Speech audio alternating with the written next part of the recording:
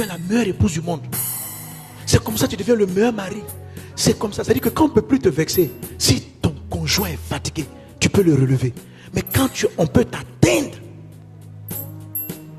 il suffit que quelqu'un faiblisse. Tu vas prendre des coups et tu vas être déçu de ton mariage.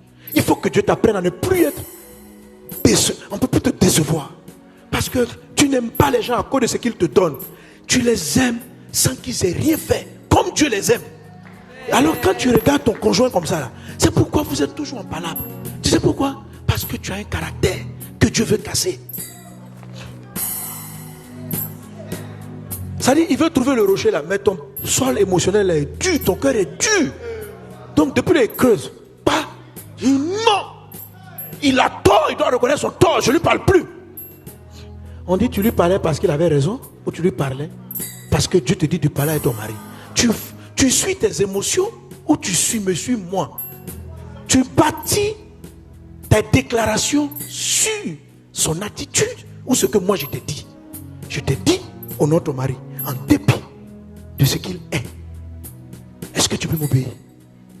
À un moment donné, ça ressemble à la mort, ça ressemble à de l'humiliation. Quelqu'un qui a tort, quelqu'un qui a mal fait. Et tu vas venir lui dire, ça c'est porter sa croix, c'est lever son bras. Ta main parle puis tu dis, Dieu te dit, tu entends l'esprit te dire, dis-lui qu'il est un homme extraordinaire.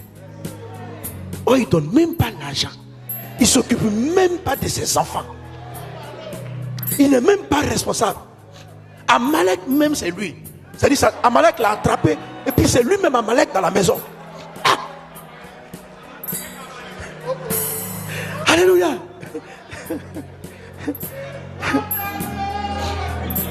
Amen. Donc à un moment donné, c'est-à-dire que tu commences à croire, non pas à ce que tes yeux voient, mais à ce que Dieu dit. Ce que tes yeux voient, là, c'est un faux type. Maintenant, Dieu te dit. Dieu te dit. Tu sais, le jour où vous vous convertissez, quand vous appelez la sainteté, là, même si tu t'es marié avec la mauvaise personne, le sang lui pardonne. Et le sang, à cause de toi, Dieu va vouloir le sauver. Maintenant, mais tu vas payer un prix. Tu vas monter sur la montagne, tu vas attaquer ta nature jusqu'à t'asseoir sur le Christ. Ça veut dire que tu ne vas plus compter sur ton âme pour l'aimer, mais tu vas compter sur Christ pour l'aimer. Tu vas dire, si je t'aime, c'est le maman qui t'aime. Hein. Ben, moi, là, elle était giflée. Mais, c'est Christ qui t'aime par moi. J'ai été crucifié. Parce que vous avez des conjoints qui vous crucifient. C'est-à-dire le conjoint, là, il te crucifie. Tu peux pas. Il casse ta vie de prière. Il casse ta vie ici. Il attrape tes pieds, il casse. Tu es déçu du mariage. Tu es déçu de prier pour sa famille. Tu es déçu même de la prière. Te voilà à la croix.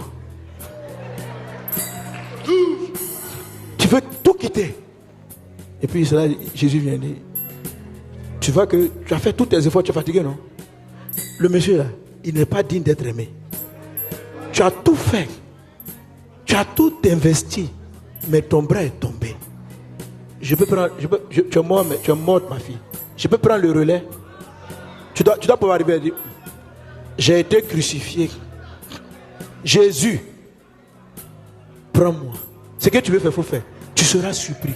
C'est ici, là, tu trouves le rocher. Il y a une telle puissance qui va sortir de toi, qui va aller prendre ce cœur dur de cet homme, qui va commencer à le changer. Devant Dieu, il dit, ça s'appelle une clé. Il va te donner, il va te dire, demain quand il arrive, dis-lui ça. Tu vas voir le monsieur orgueilleux.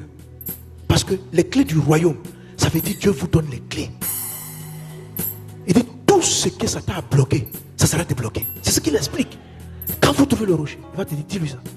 Juste par obéissance. Quand tu vas lui dire, en dépit des sentiments, juste, tu sais que tu es un homme extraordinaire. Il va te dire, dis-lui ça. Il sait qu'il t'a fait mal. Tu vas voir ce monsieur tomber à genoux, pleurer.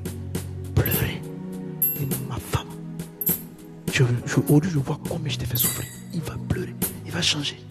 Et vous allez rentrer dans votre destinée. Parce que vous avez trouvé le rocher. Vous allez voir, la vie va changer. Mais il y a la mort avant. C'est ça là qui est difficile.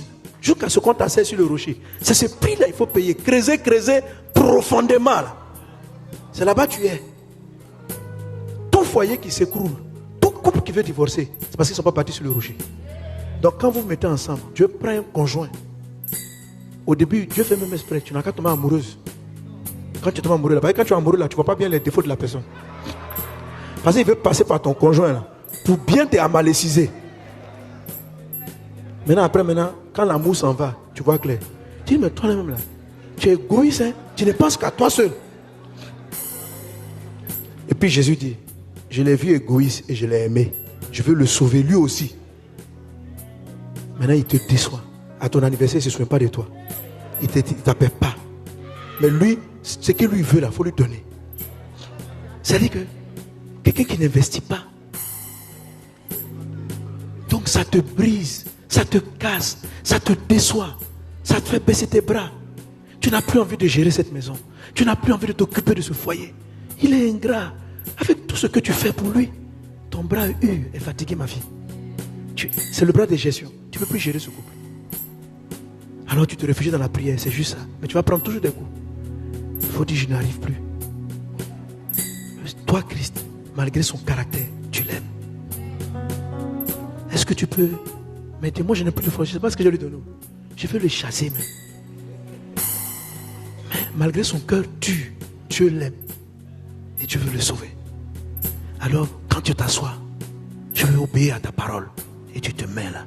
Si quelqu'un fait ce qui est écrit dans la parole, il a bâti sur le roc.